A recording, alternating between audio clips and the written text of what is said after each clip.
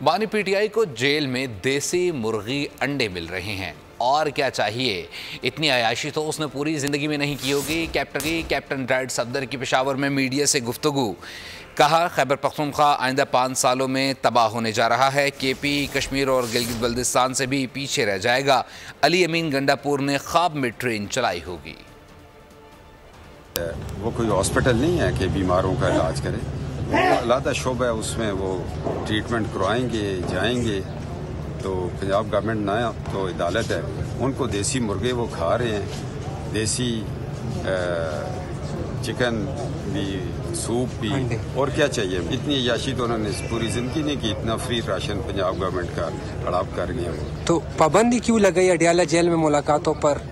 जो एक मैनुअल है जेल का, उसके मुताबिक तो काम हो रहा है। अभी हर एक कैदी का ये हकूक है, तो वो भी एक कैदी 420 है, उसके मुताबिक ट्रीट होगा।